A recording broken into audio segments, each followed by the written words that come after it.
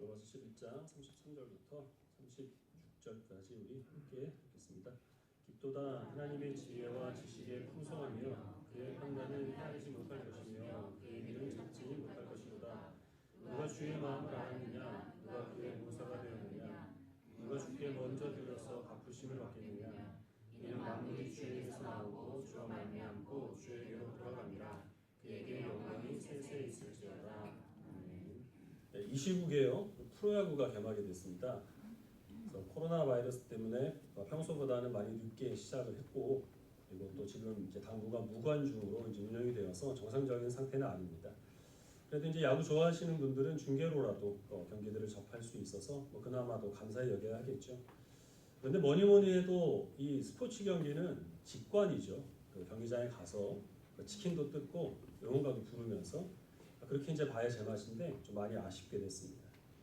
그 야구장에 가면은 그 모든 사람들이 다 똑같은 모습으로 경기를 보는 것은 아니에요. 야구를 보는 사람도 있지만 어떤 사람들은 그냥 먹으러 온 사람도 있습니다. 바람 쐬러 온 사람들도 있고, 또 경기를 집중한다고 해도 다 모습은 다양한데요.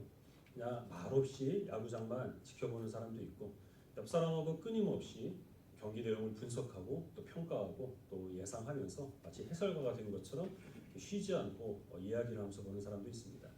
2시간 내내 일어서서 계속 응원가 부르고 열정적으로 또 관람하는 사람들도 있어요. 근데 그렇게 다양한 모습으로 경기를 지켜보는 사람들이 다 일순간 이 같은 모습으로 경기장에 집중해야 되는 순간들이 있습니다. 경기의 흐름을 일순간에 바꿔버리는 홈런이 터졌을 때나, 아니면 실점의 위기에서 야수가 몸을 날려서 공을 걷어내면은 사람들이 이제 숨이 멎은 듯 다 할 말을 멈춥니다. 먹던 치킨까지 떨어뜨려 가면서 잠시 경기장에 집중하고 그 이후에 감탄을 하든지 아니면 탄식을 하든지 이렇게 됩니다. 운동 경기만 그런 것은 아니고 우리나라에는 문화 평론가들이 참 많죠. 드라마를 보더라도 그냥 보질 않습니다. 다 비평을 하는데요. 왜 저 작가는 무슨 생각으로 대본을 저렇게 쓰냐? 왜 저렇게 결론을 내냐? 저 사람은 도대체 연기가 늘지 않는다. 발로 연기를 하는 거냐? 계속 그렇게 비평을 하다가도 어떤 연기자의 연기나 아니면 그 드라마의 스토리에 감동을 받는 순간들이 있습니다. 그러면 할 말을 잊게 되죠. 그리고 나서 우리가 눈물을 흘리든지 아니면 웃음을 터뜨리든지 이제 반응하게 됩니다. 사람은 이제 냉정하기 때문에 자기가 충분히 할 수 있는 일들에 대해서 감동을 느끼거나 거기에 감탄하지는 않습니다. 우리가 감동을 느끼고 감탄하게 되는 그런 순간은 내가 할 수 없는 일을 한 어떤 위대한 존재, 그 사람이 이룬 업적, 그런 것을 이 앞에 두었을 때 그때 비로소 우리는 거기에 압도되어서 감동을 느끼게 되는데, 그럼으로써 우리들에게 나오게 되는 것은 감탄과 경외라고 하는 그런 표현입니다. 오늘 우리가 읽은 이 본문이 바로 바울의 그런 자기가 느낀 감탄과 경외를 표현한 찬송 시인데요. 바울은 하나님과 하나님께서 행하신 일에 대해서 지금 감탄하고 그것을 찬송 시로 이 표현하며 영광을 돌리고 있습니다. 바울이 무엇에 대해서 감탄하고 있는지 내용을 살펴보겠습니다. 33절 상반절을 보시면 깊도다 하나님의 지혜와 지식의 풍성하며 그의 판단은 헤아리지 못할 것이며 그의 길은 찾지 못할 것이로다, 이렇게 고백하고 있습니다. 깊도다 하나님의 지혜와 지식의 풍성하며는 조금 더 정확하게 번역을 하면 깊도다 하나님의 지혜와 지식과 풍성하며가 될 겁니다. 바울은 여기서 이제 세 가지를 감탄하고 있는데, 첫 번째로는 하나님의 지혜에 감탄합니다. 하나님께서는 그 누구도 하나님의 판단을 헤아리지 못하고 그 누구도 하나님의 가시를 알지 못할 만큼 깊은 지식을 지혜를 갖고 계십니다. 그래서 하나님께서 어떤 분이시다, 하나님은 어떤 의도를 가지고 이런 일을 하셨다, 하나님은 앞으로 이렇게 행하실 것이다, 이렇게 하나님을 판단하거나 아니면 하나님을 예측하는 것은 불가능한 일입니다. 사람은 그런 것을 할 수가 없습니다. 그저 하나님의 행하시는 일들을 보고 거기에 찬송할 뿐입니다. 두 번째로는 하나님의 지식에 감탄합니다. 어떤 사람이 내가 하나님께 이런 조언을 해드려야 되겠다, 내가 보기에 하나님은 이거를 모르고 지금 계시는 것 같아서 좀 하나님이 이제 바로잡기 위해서 내가 뭔가 하나님의 도움이 되드려야 되겠다, 이렇게 말할 수 있는 사람은 한 사람도 없습니다. 하나님은 홀로 모든 것을 결정하시고 계획하시고 또한 모든 것을 이루어 가십니다. 사람의 도움이 필요 없는 완전하신 분이십니다. 세 번째로 바울이 감탄하는 것은 하나님의 풍성함입니다. 자기가 보기에 하나님께서 이 부분이 너무 부족하고 또 또 이것을 내가 좀 빌려드려야 될 것 같다. 그래서 내가 지금 하나님께 무언가 도움을 보태드리고 나중에 그것을 다시 돌려받아야겠다. 이렇게 생각하는 사람, 이런 주장을 하는 사람은 교만한 사람입니다. 이것은 죄라는 것이죠. 하나님께서는 홀로 완전하신 분이시기 때문에 누구의 도움도 필요 없고 어떤 사람에게 무엇인가를 빌려 가셨다가 다시 갚으실 필요도 없는 분이십니다. 그래서 하나님께서는 모든 것을 시작하시고 모든 것을 이루어 가시고 그 모든 것에 대한 결과를 하나님께서 홀로 성취하시는 분이십니다. 만물이 주에게서부터 말미암고 또 주에게로 돌아간다라는 고백이 바로 그 내용의 신앙 고백에 담겨 있는 내용입니다. 그래서 하나님께서는 우리가 만약에 사람이 하나님께서 버려놓기만 하셨고 그것을 마무리하지 못해서 그것을 내가 이루겠다 이렇게 나서는 것은 하나님을 알지 못하는 그런 이 무지함의 수치라는 것이죠. 하나님은 판단하거나 하나님께서 하신 일을 평가하거나 하나님께서 버리신 일들을 사람이 완성하게 되는 그런 일은 결코 일어나지 않습니다. 사람이 해야 될 일이 무엇이냐면 하나님을 판단하고 하나님을 예측하고 하나님을 도와드리는 일이 아니라 하나님께서 하신 일을 감격하는 마음으로 받아들이며 그 영광을 세세토록 하나님께 돌리는 일, 그것이 신자들이 해야 할 유일한 일이라는 사실을 바울이 찬송시를 통하여서 우리들에게 교훈하고 있습니다. 그럼 바울은 도대체 무엇 때문에 이토록 하나님의 지혜와 지식과 그 풍성함을 찬송하고 있을까요? 로마서 11장 이 마지막 부분은 이 로마서 9장부터 시작된 유대인들이 회심하지 않는 문제에 대한 바울의 결론입니다. 지난주 읽은 말씀 마지막 구절에서 바울은 하나님께서 모든 사람을 불순종에 가두어두신 이유는 모든 사람들을 구원하시기 위함이라 라고 말한 바가 있습니다. 유대인들이 하나님께 불순종합니다. 하나님은 그것을 기회로 삼아 이방인들에게 그 구원의 은혜를 베풀어 주심으로 이방인들을 하나님의 자녀로 삼아 주셨습니다. 이제 바울이 기대하는 것은 이방인들에게 향한 그 하나님의 긍휼히 여기심을 이제는 유대인들이 시기하여서 다시 유대인들이 예수님을 영접함으로 하나님의 백성이 되는 것, 이것이 지금 바울이 기대하는 것입니다. 유대인이든 이방인이든 하나님께 불순종한 것은 마찬가지입니다. 그러나 하나님께 불순종한 그 죄를 이용하여서 하나님이 택하신 모든 백성들을 구원하시는 것, 그것은 감히 사람으로서는 상상도 할 수 없고 이룰 수 없는 일이기 때문에 그래서 바울은 그런 이 유대인들과 이방인들을 구원하시는 하나님의 구원의 역사를 찬송함으로 영광을 하나님께 돌리고 있는 것이죠. 근데 더 나아가서 생각을 해보면 이 로마서 11장 33절부터 36절은 로마서 1장부터 11장까지의 결론이 되기도 합니다. 로마서를 크게 두 부분으로 나누면요. 1장부터 우리가 지금 읽은 이 11장까지가 상권에 해당하고 다음 주부터 살펴볼 12장부터 마지막 16장까지가 이제 하권에 해당합니다. 로마서 1장부터 11장까지 바울이 가르친 것은 주로 우리 기독교 신앙에 있어서 가장 기본적이고 중요한 교리적인 가르침이었습니다. 그런데 기본적이고 중요한 것이긴 한데 문제가 뭐냐면 이 가장 기본적인 그 교리들이 결코 단순하지 않다는 겁니다. 유대인들의 그 구원의 문제보다 훨씬 더 복잡하고 난해한 그런 내용들을 바울이 지금까지 가르쳐 왔습니다. 구원이라고 하는 것은 우리의 행실이나 양심으로서 이루어지는 것이 아니고 죄인을 긍휼히 여기시는 하나님의 은혜, 즉 복음으로 말미암아 이루어집니다. 우리는 복음으로 구원받은 그리스도인들이죠. 그러면 우리들은 율법이나 양심에 구애받지 않고 우리 마음대로 살아도 될 것 같은데 복음으로 구원받은 그리스도인들에게 바울은 너희 몸을 불의의 무기로 죄에게 내주지 말고 의의 병기로 하나님께 드려라. 구원받은 주의 백성다운 거룩한 행실들을 보여라 라고 우리들에게 요구하고 있습니다. 이것은 앞뒤가 맞지 않는 이야기 같아요. 하나님께서는 야곱은 사랑하시고 에서는 미워하셨습니다. 그래서 하나님은 사람의 행실과 성품으로 택하실 자를 구원하실 자를 하나님이 고르시는 것이 아니고 하나님이 주권적인 은혜에 의하여서 하나님은 구원하실 자와 그리고 구원하지 않으실 자를 작정하십니다.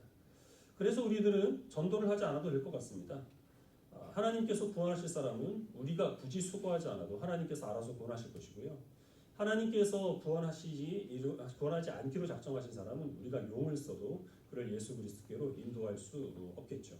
그럼에도 불구하고 바울은 이 복음을 전파하는 자가 없이는 듣는 자가 없다라고 말했고 이 구원에 있어서 누구보다 하나님의 주권을 더 강조한 바울이 복음을 증거하기 위해서 자기 목숨까지 바쳤다는 사실, 그것은 정말 이 모순된 일인 것 같습니다. 유대인들이 예수님을 영접하지 않는 것은 하나님께서 의도적으로 그들의 눈과 귀를 막으셨기 때문이다 라고 바울이 그렇게 증거를 했습니다. 그래서 그 말에 의하면 유대인들이 예수님을 영접하지 않는 그 죄에 대해서 그것을 그 죄에 대한 책임을 유대인에게 돌리지 못할 것 같습니다. 하나님께서 막으셨는데 그 책임은 하나님이 지셔야죠. 그럼에도 불구하고 바울은 유대인들의 불순종은 하나님의 의도하심 가운데 일어난 역사지만 그러나 그 책임은 예수님을 영접하지 않는 유대인들이 져야 한다라고 역시 마찬가지로 앞뒤가 맞지 않는 말을 합니다. 그래서 전에 말씀드린 것처럼 사도 바울이 이 자아분열을 일으킨 상태에서 매우시 불안정한 그런 상태에서 이 로마서를 기록했다. 이렇게 로마서를 악평하는 사람도 있습니다. 하지만 이런 앞뒤가 맞지 않는 이 모순된 기술들은 로마서에서만 발견될 수 있는 것은 아닙니다. 바울이 문제가 아니라는 것이죠. 우리 역대상 21장 1절 말씀을 같이 읽겠습니다.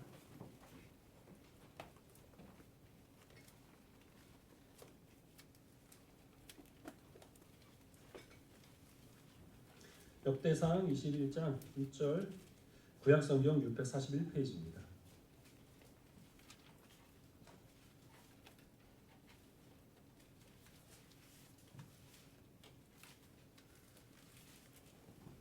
역대상 22장 1절 말씀 같이 읽겠습니다. 시작. 사탄이 일어나 이스라엘을 대적하고 다윗을 충동하여 이스라엘을 계수하게 한다. 다윗이 인구조사를 시행하는데요. 두 가지 목적이 있었습니다. 첫 번째는 전쟁 시에 동원할 수 있는 병력의 수를 파악하기 위해서, 즉 군사력의 규모를 측정하기 위해서였고, 두 번째로는 자기가 왕이 된 이후에 이스라엘이 얼마나 번영하게 되었나라는 것을 확인함으로 자기의 그 업적을 과시하기 위함이었습니다. 이런 의도는 하나님께서 보시기에 악한 죄였죠. 다윗은 군사력이 아니라 하나님을 의지했고 이스라엘의 번영은 자기 수고의 결과가 아니고 하나님께서 이스라엘 백성들에게 은혜를 베풀어 주신 결과이기 때문에 그런 하나님의 은혜에 감사하고 주님께 영광을 돌려야 했는데 그 영광을 자기가 차지하려고 한 겁니다. 하나님께서는 이 죄로 인하여서 이스라엘 백성들을 심판하십니다. 전염병이 돌게 하셔서 7만 명이 죽게 됩니다. 이 다윗이 범죄한 이유, 그래서 이스라엘 백성들에게 재앙이 임한 그 이유에 대해서 우리가 읽은 이 역대상에서 그것이 사탄이 행한 일이라고 그렇게 말씀하고 있습니다. 사탄이 이스라엘 백성들을 공경에 처하게 하기 위하여서 다윗이 인구조사를 하도록 유혹했다. 다윗은 그 유혹에 넘어갔기 때문에 인구조사하는 죄를 범한 것이다. 이렇게 증거하고 있는 것이죠. 이제 같은 사건을 기록하고 있는 사무엘하 24장 1절을 보겠습니다.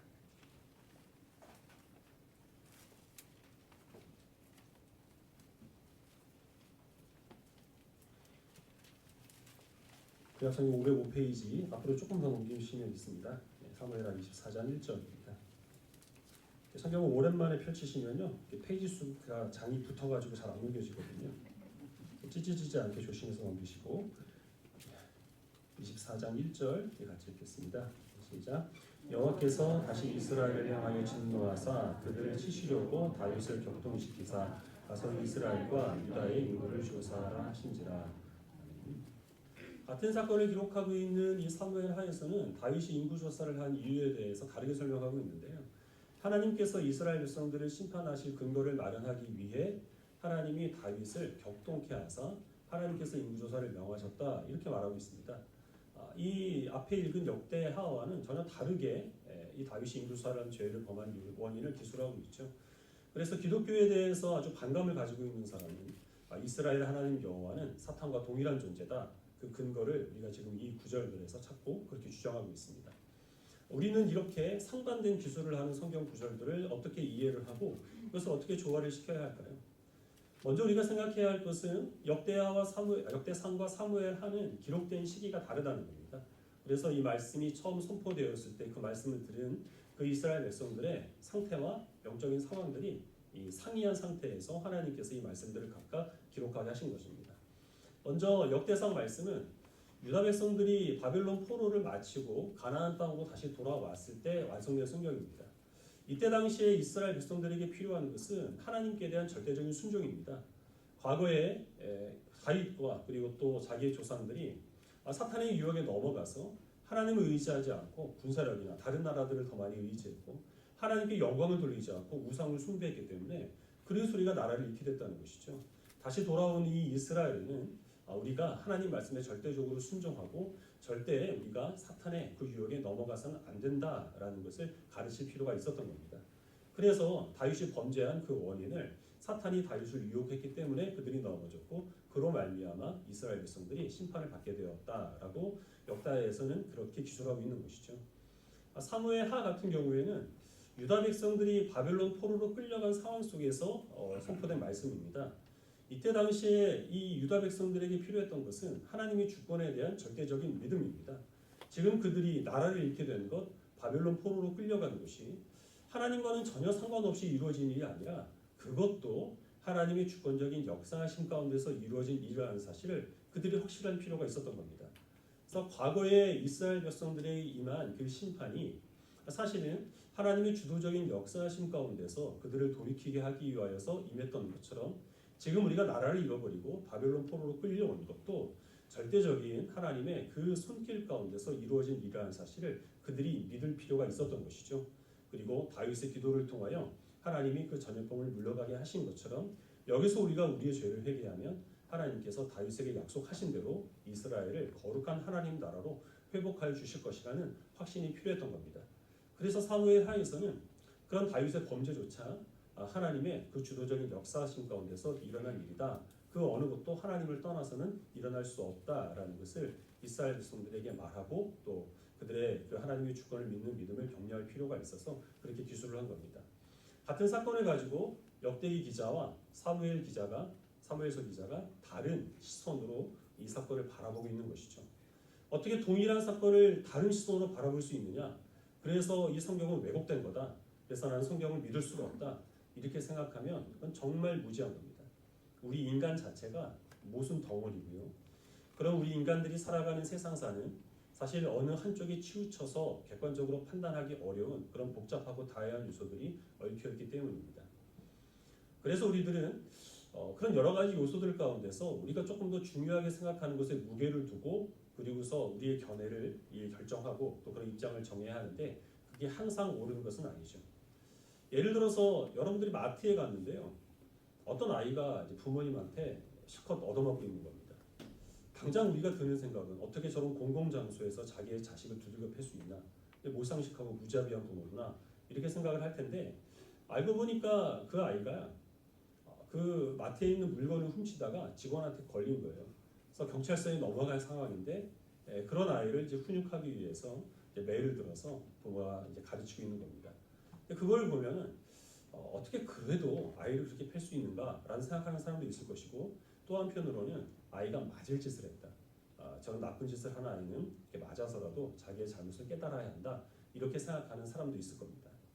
또 다른 예로 입시학원에서는 매년마다 자기네 학원에서 명문대에 어떤 학생들을 배출했는가 하는 것을 이제 밝히죠. 그걸 홍보 수단으로 삼는데요. 그것을 보면서 저 학원은 우수한 학원이구나 이렇게 생각하는 사람도 있을 것이고 저 학원에 다니는 학생들이 뛰어난 학생들이구나 이렇게 생각하는 사람들도 있을 겁니다. 사실 둘 다 맞는 거죠. 성적이 우수한 학생들이 잘 가르치는 학원에 다니는 겁니다. 하지만 어느 한쪽을 우리가 포기하고 다른 한쪽에 치우쳐서만 생각을 하게 되면 사실은 균형을 잃기가 쉽습니다. 2주 전에 우리 기독교 신앙은 하나님의 주권과 인간의 책임이 끊임없이 긴장을 일으킨다라는 말씀을 드렸습니다. 그리고 그런 하나님의 주권과 인간의 그 책임 사이에서 여러 가지 그 모순을 느끼고 거기에서 많은 혼란을 우리가 겪을 그런 상황들이 많이 있다라는 그런 말씀을 드린 바가 있습니다. 하나님의 주권과 인간의 책임은 우리가 어느 한쪽에 치우치고 다른 쪽을 포기할 수 없습니다. 왜냐하면 우리가 역대기와 사무엘서를 통해 살펴본 것과 같이 성경은 두 가지를 다 말하고 있기 때문입니다. 그래서 우리 그리스도인들은 두 가지를 다 염두에 두고 우리 기독교 신앙을 받아들여야 하는데요. 특별히 우리 장로교는 하나님의 주권과 인간의 책임 가운데서 하나님의 주권에 더 많은 무게를 두고 거기에 집중하는 그런 교파다라는 말씀드렸습니다. 구원은 전적인 하나님의 은혜로 이루어집니다. 우리의 행실과 그리고 또 어떤 우리의 그런 성품 이런 것과는 상관없이 그저 무조건적으로 우리를 택하신 하나님의 주권적인 은혜, 하나님의 미래 정하심에 따라서 우리는 구원을 받습니다. 그러나 하나님께서 세상 모든 만사와 그리고 인간의 모든 운명들을 정하셨다고 해도 우리는 하나님께서 무엇을 결정하시는지 알 수 없기 때문에 우리는 하나님이 그 모든 것들을 결정하신 것이 아니고 내 선택과 내 행동이 나의 장래를 결정한다라는 그런 생각을 가지고 주어진 하루하루의 일에 최선을 다해야 한다는 것이죠. 그러나 결정권이 내게 있다는 사실을 내게 있지 않다는 사실을 우리가 인정하여서 그래서 우리가 기도와 말씀을 통하여 하나님의 뜻을 끊임없이 간구하는 것이 하나님의 주권을 우선순위에 둔 그리스도인들에게 하나님께서 원하시는 바입니다. 그렇게 해서 우리가 하나님의 뜻을 헤아렸다고 해도 내가 틀릴 수 있다는 사실을 겸허하게 인정을 하고 끊임없이 주님께서 무엇을 원하시는지를 간구하는 것이 하나님께서 우리들에게 원하시는 신앙생활의 본분입니다. 그리고 또 그렇게 해서 우리가 어떤 원하는 것을 얻어냈을 때 그것을 내가 잘나서 얻어낸 것이 아니라 은혜로 하나님께서 내게 허락해 주신 것을 사실을 알아서 감사와 영광으로 하나님께 경배를 드리는 것이 그것이 바른 신앙생활의 모습이죠. 만약에 우리가 실패하여서 원하는 것을 얻지 못했다고 하더라도 하나님의 영광을 위해서는 내가 바라는 것이 아닌 또 다른 길이 있음을 기억하여서 낙심하지 아니하고 하나님을 원망하지 않고 어떤 상황 속에서도 감사를 드리는 것이 하나님의 영광, 하나님의 주권을 인정하는 그리스도인들에게 주님께서 원하시는 것입니다. 전도하는 사람, 전도를 통해서 구원하실 사람 하나님께서 미리 정하셨습니다. 그러나 우리들은 하나님이 누구를 택하시기로 결정하시는지 알 수 없기 때문에 불신자를 대할 때마다 저 사람을 구원하시기 위해서 하나님이 나를 저 사람에게 보내셨다라는 그런 확신을 가지고 우리는 생명을 바쳐서라도 복음을 증거해야 합니다. 그러나 우리가 그렇게 복음을 증거했는데 그 사람이 내가 전한 복음을 인정을 하고 예수 그리스도를 영접하게 된다 하더라도 내가 잘 전도했기 때문이 아니라 하나님께서 그를 긍휼히 여기셨기 때문에 하나님의 백성 삼아 주심에 대해서 우리들은 감사로 주님께 영광을 돌려야 합니다. 혹시 내가 전한 그 복음을 상대방이 받아들이지 않는다고 하더라도 나는 씨를 뿌리지만 하나님께서 다른 사람을 통하여서 거두신다는 것, 그리고 하나님께서는 이 악인이 그 죄악 가운데서 죽는 것을 원하지 아니하시고 회개하여 돌이켜 예수 그리스도를 믿는 것, 구원받는 것을 기뻐하신다는 사실을 우리가 확신함으로 전도하지 못했다고 해서 스스로를 자책하거나 낙심하지 않는 것이 그것이 하나님의 주권을 인정하는 바른 성도의 모습입니다. 전쟁이나 자연재해나 또 어떤 그 전염병과 같은 그런 일들이 때로는 하나님께서 세상을 심판하시기 위하여서 하나님이 일으키실 경우도 없지는 않습니다. 성경이 그것을 증거하고 있죠. 그러나 모든 그런 자연재해들, 세상에 일어나는 악과 비극들, 그런 것이 그것을 당하는 사람의 죄를 심판하기 위해서 하나님께서 일으키신 일이 아니라는 사실을 우리는 기억해야 할 줄 압니다. 하나님께서는 악을 조성하신 분이 아니고 하나님이 창조하신 피조물이 고통 가운데서 신음하는 것을 결코 기뻐하시는 분이 아니십니다. 행여나 하나님께서 간혹 우리 그리스도인들을 돌이키게 하시기 위하여서 그런 악과 비극을 사용하신다고 하더라도 그러나 그것은 우리를 심판하시기 위함이 아니라 우리와 하여금 온전한 믿음을 갖게 하시기 위함이고 또 그런 악을 통하여서도 하나님께서는 더 많은 비극이 사람들을 덮치거나 그래서 많은 사람들이 이 하나님을 모르는 가운데서 죽어가는 것이 아니요 더 많은 사람들에게 구원의 은혜를 베푸시기 위하여서 간혹 이런 세상의 악과 비극들을 사용할 수 있다는 사실을 우리들은 인정을 해야 한다는 것이죠. 이런 모든 지금까지 말씀드린 하나님의 주권을 우선순위에 두고 세상에서 일어나는 일들, 내 주변에서 일어나는 그런 일들을 이해하는 방식에 공통점이 있습니다. 그것이 무엇이냐면 하나님의 지혜와 지식과 풍성함을 찬송하는 것입니다. 하나님의 지극히 위대하심과 그 위대하신 하나님 앞에서 나는 먼지와 같은 비천한 존재라는 사실을 겸허하게 인정하는 것이죠. 그런 연약한 나, 안개와 같은 나를 하나님이 사랑하셔서 그 가장 귀한 독생자 예수 그리스도의 피로 우리를 구원하시고 지금도 우리를 위해서 하나님께서는 쉬지 않고 역사하신다는 사실을 믿음으로 그 영광의 찬송을 하나님께 돌리는 것, 그것이 그런 모든 세상에서 일어나는 일들 가운데 하나님의 섭리가 깃들어 있다는 사실을 알아서 하나님의 뜻을 구하는 모든 주의 백성이 내리는 최종적인 결론이라고 하는 것입니다. 우리가 무엇을 위해 열심히 살아가든지 어떤 것을 가지고 고민하든지 또 어떤 결론을 내리기 위하여서 논의하든지 그 모든 것에 대한 결론은 바울이 11장 33절, 36절 여기에서 이 고백한 찬송시가 되어야 한다라는 것이죠. 이것을 위하여 하나님께서는 우리를 택하셨고 우리를 주님의 자녀 삼아주셨습니다. 이런 하나님의 영광을 우리로 하여금 깨달아 알게 하시고 또 이것을 전파하게 하시기 위하여 이 예배 자리로 불러주셨으며 또한 우리를 세상 가운데로 보내실 겁니다. 모든 그리스도인들이 다 우리와 같이 이런 하나님의 주권을 인정하는 것은 아니에요. 어떤 사람들은 하나님의 주권보다는 인간의 책임에 더 많은 관심을 두고 그렇게 신앙생활을 하는 사람들도 있습니다. 그렇다고 해도 그들이 이단인 것은 아닙니다. 왜냐하면 같은 것을 가지고 다른 관점으로 바라보고 있는 것이기 때문이에요. 하지만 하나님의 그 주권을 인정하지 않는 그 이유가 내가 그것을 이해할 수 없기 때문에, 내가 그것을 납득할 수 없기 때문에, 그래서 나의 그 좁은 사고의 범위에 하나님을 집어넣기 위함이라고 한다면 그것은 명백히 죄입니다. 자기 자신을 과대평가하는 것이고 하나님을 과소평가하는 교만의 죄를 범하는 사람들, 그래서 내가 하나님을 판단할 수 있고 내가 하나님을 평가해야 하고 하나님께서 행하신 일들을 내가 예상해야 한다고 고집 부리는 사람들은 절대로 하나님의 그 주권을 인정할 수가 없는 겁니다. 야구장에 다양한 사람들이 모여서 야구를 관람하는 것과 같이 우리 그리스도인들도 다양한 모습과 태도로 하나님을 섬기고 예배를 드립니다. 어떤 성도들은 정말 자기의 생명보다 더 예수 그리스도를 사랑하는 사람들이 있습니다. 하지만 상대적으로 조금은 습관적으로 그렇게 예배를 드리는 성도도 없지는 않죠. 어떤 사람들은 이성적으로 하나님과 성경 말씀을 이해하고 납득하기를 기뻐하는 사람이 있고, 또 어떤 성도들은 그것과는 상관없이 그저 하나님께서 행하신 일들을 감동하는 것을 기뻐하는 그런 성도들도 있습니다. 개인적으로 말씀과 기도를 통하여 하나님과 교제하기보다는 그냥 착하고 성실하게 사는 것을 신앙생활의 목적으로 삼는 그런 사람들도 있습니다. 하나님의 영광보다 자기 마음의 위로, 자기 필요들을 구하기 위하여서 주님께 나오는 그런 성도들이 있습니다. 그러나 하나님께서 어떤 모습과 어떤 태도와 또 어떤 그런 양상으로 하나님을 섬기든지 모든 그리스도인들에게 공통적으로 원하는 것이 있습니다. 야구장에 모인 다양한 사람들이 자기가 해낼 수 없는 그런 멋진 플레이를 해낸 그런 선수들의 그 플레이에 집중하고 거기에 찬사를 보는 것과 같이 하나님께서는 우리 모든 그리스도인들로 하여금 사람이 감당할 수 없고 납득할 수 없는 하나님의 놀라운 지혜와 지식과 풍성함을 드러내십니다. 그 하나님의 영광으로 하여금 우리가 감동하게 하시고 그 하나님의 영광을 드러내게 하기 위하여서 하나님께서 우리를 신자로 삼으셨다는 사실을 기억하시길 바랍니다. 맹목적인 신앙은 결코 바람직하지 않습니다. 성경은 덮어놓고 믿어야 하는 것이 아니고 성경을 펼쳐서 하나님께서 우리에게 가르쳐 주시는 한도 내에서 최선을 다해 우리들은 하나님을 이해하고 하나님을 알아가야 합니다. 하지만 분명히 우리가 명심해야 할 것은 아무리 지혜로운 사람도, 아무리 신앙생활을 오래하고 성경을 잘 아는 사람도 하나님을 완전히 이해할 수는 없다는 겁니다. 하나님께서 무지한 우리들, 벌레만도 못한 우리들을 왜 복음으로 구원하셨는지 우리는 이해할 수 없습니다.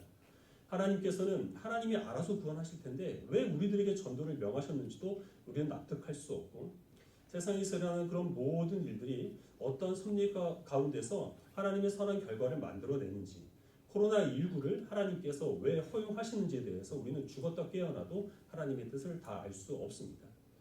이 시간에 우리가 아무리 이 은혜 충만하여서 예배를 드리고 세상으로 나아간다고 하더라도 도무지 우리의 그 이성으로는 이해할 수 없고 납득할 수 없는 일들이 우리를 많이 기다리고 있을 겁니다. 그런 일을 만날 때마다 바울을 감탄하게 만들었던 하나님의 지혜와 지식과 주님의 풍성함을 의지하는 백성들이 되시기를 바랍니다. 어떤 사람의 멋진 행동이나 어떤 사람이 만들어낸 위대한 업적과는 비교할 수 없을 만큼 위대하신 하나님과 그 앞에서 초라한 우리들의 모습을 인식하시고 그 위대하신 하나님을 삶의 모든 순간마다 영광을 돌리고 경배함으로 모든 삶의 상황 속에서도 예배적으로 살아가기에 부족함이 없는 주의 백성들이 되시기를 주님의 이름으로 축원합니다. 기도하겠습니다.